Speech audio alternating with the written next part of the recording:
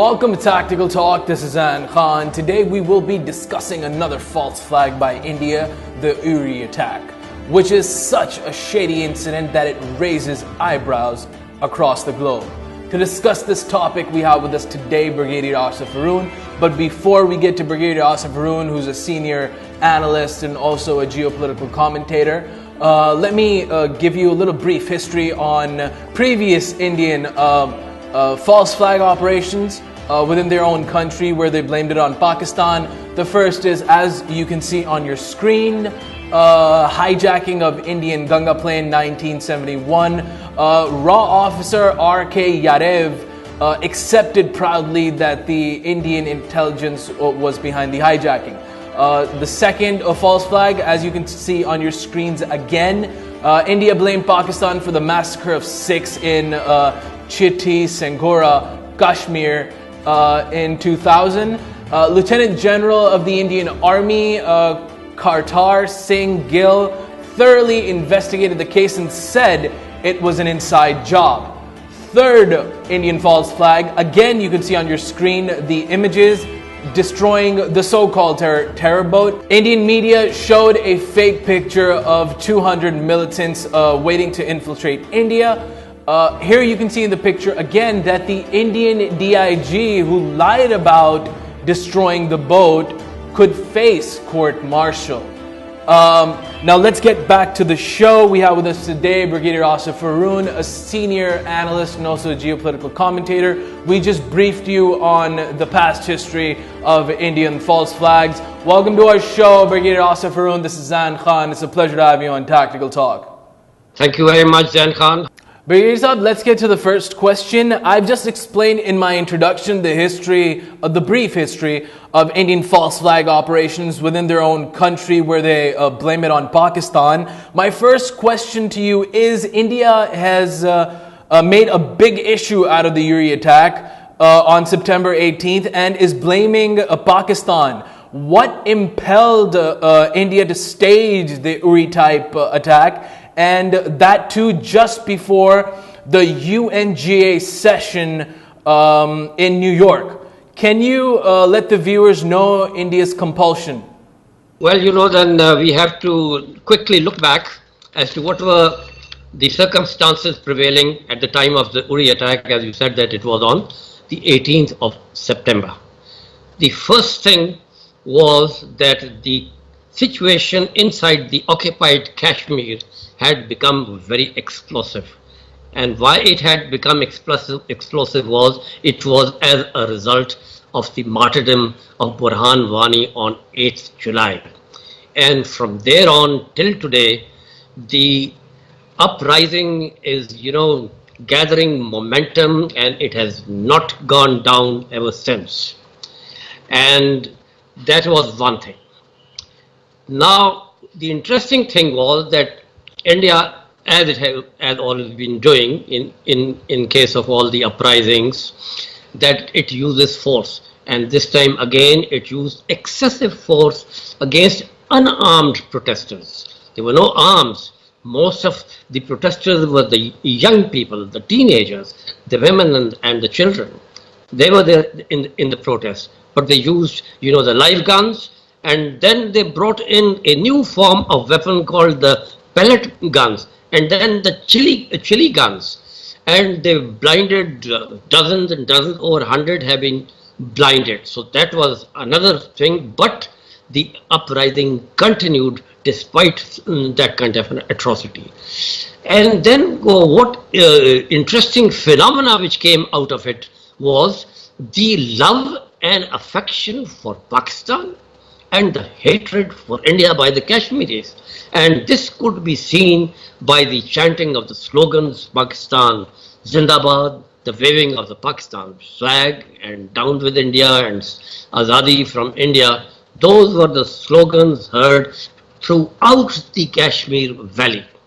This was phenomenal, which in fact flabbergasted India and the Indian leadership in particular. Now, this made an impact on the international audience and the world bodies for the first time. And the main thing was the use of the pellet guns. and the children and the men and the girls getting blinded or injured as a result of the pellet guns. Even the saner elements within India had started to question the policy of Modi, his extremist policy, and the Kashmir policy. And then, out of sheer frustration, if you remember that when 14th August was celebrated with great fervor in occupied Kashmir on the 15th August, which is the Independence Day of India, Modi said, he talked about Balochistan and Azad Kashmir and Gilgit-Baltistan, trying to equate these areas of Pakistan with the occupied Kashmir. And you know how badly it backfired when the people of these regions got out on the streets and just, started raising anti-India slogan, burning the effigy of Modi and Pakistan, Zindabad and all that. So that, badly failed, badly misfired. Now, when these things were happening, what other interesting thing happened was a change which came was the Pakistan stance. It started following a proactive policy. It launched a diplomatic offensive in support of the Kashmiris. This, further flabbergasted India that what Pakistan is behaving, because till this time they were doing all sorts of things and hiding things, and Pakistan was not picking up courage to say what was happening there, not exposing the ugly face of India.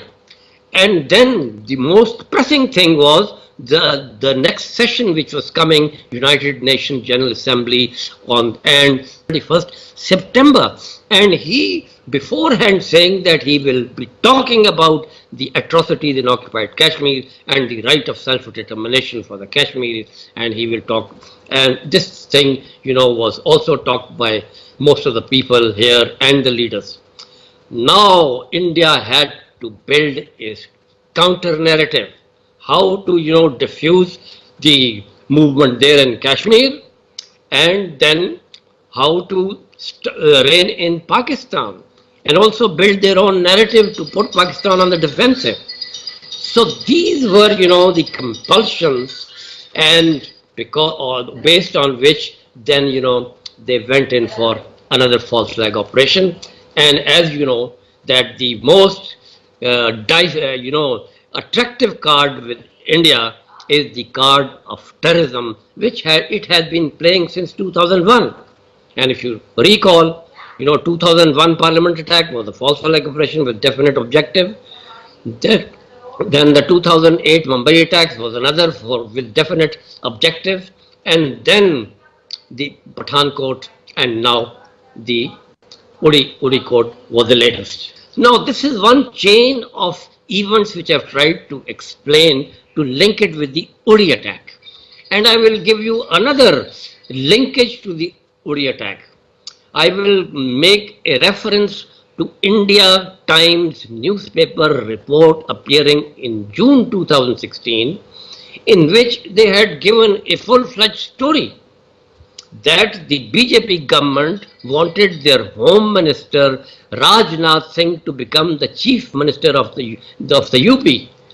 And for that, India is planning to carry out a false flag operation in occupied Kashmir, blaming it by, blaming Pakistan, and then, successfully quashing that so as to raise the stature of this Home Minister, and then making him, a victorious candidate for the next election. So that was another thing. So these were, the events, which were going on in those periods which led to the URI attack. Brigadier Asif Haroon, the second question arises. Many Indians themselves questioned the authenticity of the URI attack. Can you please name some questions and doubts that come up while observing the Indian narrative on the URI attack? Well, Al Khan, India is very fond of carrying out false flag operation, but somehow the ones who stage the false flag operation, they are not apt in it. They always have been leaving behind glaring loopholes And that, that is why no story of theirs has ever stood the test of time. It happened in each case. That's a different matter that, they hanged Afzal Guru after 2001 with false flag operation on parliament, and then the Ajmal Kasab as a result of 2008. And since then, they're standing on one leg and talking of Mumbai again and again. But then, we had the small false flag operation in the form of terror boat along the Gujarat coast, and then the Udhampur and the Gurdaspur, and then the Pathankot. And in each case, you would see that all these so-called terrorists, they were killed. Not a single one was captured alive in injured form or in normal form. And so there was nothing to prove on ground, and neither they have been able to provide any clinching evidence of the past operations like the Mumbai attack and all that. Now coming on to the URI, this is again, a very cockeyed kind of an operation that had been planned. Now, what I had explained before, the circumstances and all that, so leaving aside, their story reads that 4 terrorists,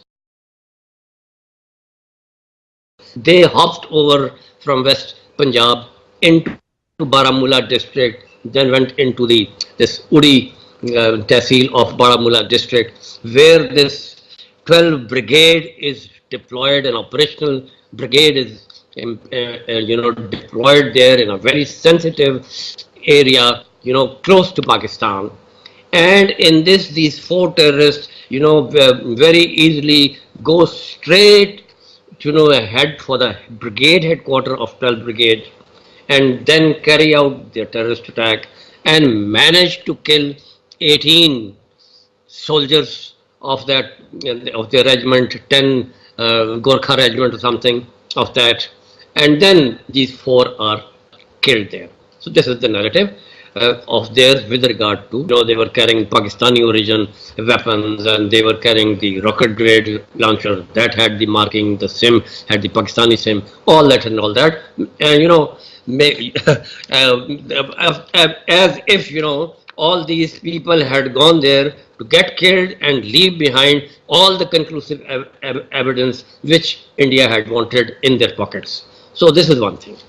Secondly, hypothetically, if we say, that these Johnnies had managed to cross there, how they had managed to cross? Because the line of control and the working boundary have been so extensively and thoroughly barricaded with the help of the barbed wire, which is very tall, it's been electrified, then there are the sensors employed on that, then the patrolling, the dogs, sniffer dogs are there, then the depth, defense in depth in layers behind it. Then there is a strike force, the immediate reaction force and all that is available. So they say that even a sparrow now can't go across from here after all these measures that have been taken by India. But yet they manage, okay, if they still manage to go, wearing some, special cap on their heads, how they, and why did they select such a tough target? What was the need? If they are only 4 and they were only having these, an odd rocket grenade and Kalashnikov rifle, why should they barge into the strongest defensive locality of that area? Why couldn't they go and hit some soft target or a moving convoy or a vehicle or that kind, and they would have done the job? Why to just jump into a boiling cauldron? And that too into the heart of the 12th Brigade, because 3 battalions are deployed there, and inside the box of the 3 battalions is located the brigade headquarters, and they go in for that, and then they go and strike that most fortified area. So this is absolutely, and then the firing had not even extinguished when they started blaming Pakistan, the media hype and all that. In case of Pathankot, if you remember, that media had carried out hysteria, government for a change had shown restraint and had even agreed for a joint trial. This time, both government and the media straight away started blaming Pakistan, and that was a story that they played up, and they are still playing and blaming them. Why couldn't they think of any other option? Why not from within the Kashmir? After all, there's a war going on there, and they are carrying out daily atrocities there, and the kind of they have broken all records of cruelty and atrocities this time against the unarmed, and there could have been a reaction from that side. So why not an option? Why this lone option? Now, if that was an option, now let's weigh both sides, Pakistan first, and then the occupied Kashmiris first. What gains Pakistan would have achieved out of it, or what gain the Kashmiris would have achieved out of it? At a time when, for the first time, we had achieved an edge in diplomacy over India in terms of diplomatic offensive, and the world had begun to take note of Kashmir for the first time because of the atrocities there. The world bodies, the UN, the OIC, the human rights organizations, all that, they all had shown their concern. And now we had begun to, draw benefits out of it. And at a very right time, when we are taking the case of their atrocities to the United Nations, we should go for the suicide. Why? And same goes for the Kashmiris. They are also, carrying out unarmed. They are not picking up arms, unarmed protest. And this is what they are showing to the world, that look at our hapless condition. We are unarmed. We are seeking our right of self-determination. And look at these occupying forces, what kind of cruelty they are doing. So this doesn't fit in anywhere. And that is why it absolutely has backfired, and it has not stood the test of time. So this is what I have to say about it. False flags are signs of desperation. And clearly, I see India, and we all see India losing influence on their narrative on Kashmir, because clearly the URI attack was to divert everyone's attention from the Kashmir scenario. What's your opinion?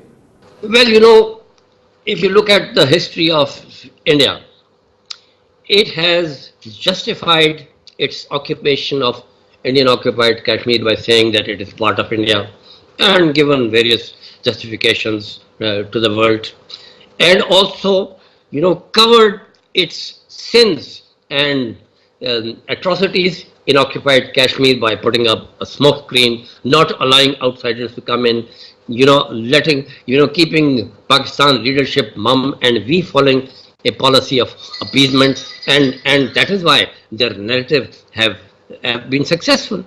Now imagine 1991, they, knowing that they had nothing to play as far as Kashmir was concerned, so they picked up the word terrorism, cross-border terrorism in Kashmir, and they kept playing on it. 9/11 then gave them a golden opportunity to play up this very thing. And because new laws had been framed and all that, and in that they successfully, projected the uprising in occupied Kashmir as terrorism and Pakistan as a terror abetting state. This has been the constant narrative and the theme. And then 2008 onwards, they have kept harping on this theme, so much so that if you remember the UFA meeting between the two prime ministers, there it said that terrorism overrides Kashmir dispute. Terrorism comes first and then Kashmir dispute. So this has been its narrative. But what has happened now? They have suddenly come on the back foot, and Pakistan has achieved an edge over it. And why it has achieved, there are several factors to it. What is it? Number one, they have spent billions of dollars in this covert war starting 2002. The conflict zones of Fatah, Khyber Pakhtunkhwa, the Balochistan, and then the Karachi. All these proxies have been used to bleed Pakistan to death. And 60,000 casualties, fatalities, tens of thousands of injuries, $107 billion. All this was done to totally exhaust Pakistan socially, politically, economically, and militarily. And then go in for the military instrument and also, take out the nuclear teeth of Pakistan. All these conflict zones have been reined in successfully by the Pakistan security officers. Now, this is a huge loss for India. So much of money spent and no results. This is, and then CPAC, which is more dangerous now for them as far and then even the nuclear program that is still going on, and they have not been able to stop despite this, a special task given to the RAW and to their Ajit Dawal that at all costs $300 million only specifically given for this job to scuttle CPAC. That has not been done. And then what happens is that the Kashmir suddenly flares up, and they don't know how to justify it, and everyone wants to come in. We are demanding, that a special team should go and investigate and see for themselves what is happening and all that, and they should stop the bloodshed, and they are not stopping it. So this is all because of Modi's bungling, and someone rightly says that he's a gift for Pakistan. He will preside over the breakup of Pakistan and the freedom of Indian occupied Kashmir, inshallah. This is my assessment also, and it will happen. In this frame, what tools they have been using? Covert operations, false flag operations, surgical strike, water terrorism, and these political moves like cancellation of the SARC, which they did, effort to isolate Pakistan. All these have been done in the last few months just to, reign in Pakistan. Somehow, caution them, checkmate them from supporting the Kashmir movement. So this has put Pakistan, India in a very difficult position, and they are certainly losing their narrative on Kashmir. Last question, Brigadier Asif Haroon. India again embarrassed itself by the surgical strike narrative. What really happened? Well, if you recall, after Mumbai attacks, which they said, it was a huge affair, 166 people died and all that, they have not been able to prove it. But they had built a narrative in a manner, they had showed so much of anger that they said we like to carry out surgical strikes on Pakistan. And they had given two targets. One was the Muridke, where they thought that, the Jamaat al-Dawa, which is the offshoot of the Lashkar-e-Taiba, that they want to strike. And then the so-called terrorist camps in Azad Kashmir. And they had insisted on that. And even Americans had exerted pressure on Pakistan to allow India to do it, to quieten their people who are in great anger, and it is better to diffuse their anger rather than going to war. But of course, then we took a very hard stance, and their air, which had been airborne, they had to then turn once our F-16s were airborne. Now, following in the footsteps of the same concept of surgical strike, and they, they say that when Pakistan has allowed drone strike, why don't they allow us, the surgical strikes we are carrying out against terrorists, and it's a war on terror. This is what their, logic is. So when URI, backfired and it could not produce results, rather their 18 soldiers, they were not supposed to die. They died as a result of the fire which erupted in the depot, which was in the same vicinity of that unit and brigade headquarters. And the sleeping soldiers of that unit in the tents, they were burnt to death. And most of them were Sikhs. So this was a very big problem for them. Now they wanted to, take a revenge. And that's how, the Modi government put extensive pressure on their army, like they had done in case of the Kargil. To avenge this URI attack and all that, and do something and carry out a surgical strike. The Indian army was reluctant to do so, but so much of pressure was put on it then that they had to again carry out a false flag operation. And this routine cross LOC firing, which they have been doing since early 2015 almost on daily basis, same kind of cross LOC firing on a military post was conducted rather intensively, as a result of which 2 soldiers were martyred and 7 to 8 soldiers were injured. this action they took, and we took an appropriate and befitting action in reaction and killed many more by carrying out similar kind of action on that. But they converted this kind of LOC firing into a kind of a surgical strike inside 3 kilometers deep inside Azad Kashmir, saying that we had attacked the base camp of the terrorists, and 7 launching points had been destroyed. First they said it was an airborne operation by the helicopters, then they said it was the commando raid that they had gone, and everyone has come, and one lone soldier has gone there and he has been captured and all that. But now even they have submitted and admitted that there was no surgical strike carried out, and they have not been able to provide even an iota, and it has become such an embarrassment for India that it has become a laughing stock in India and in the whole world, making false claim, whereas on ground, because they're not capable of carrying out surgical strike. Pakistan is capable of carrying surgical strike. Thank you so much, Brigadier Asif Haroon, for being on Tactical Talk. It was a pleasure having you. Thank you, Zain. I hope I did some justice with your question. Thanks a lot. This was Brigadier Asif Haroon, a senior geopolitical analyst and also a political commentator. We were discussing the history of Indian false flag operations, where they blamed Pakistan, and also specifically the URI attack. Until the next episode of Tactical Talk, this is Zain Khan. Take care and goodbye.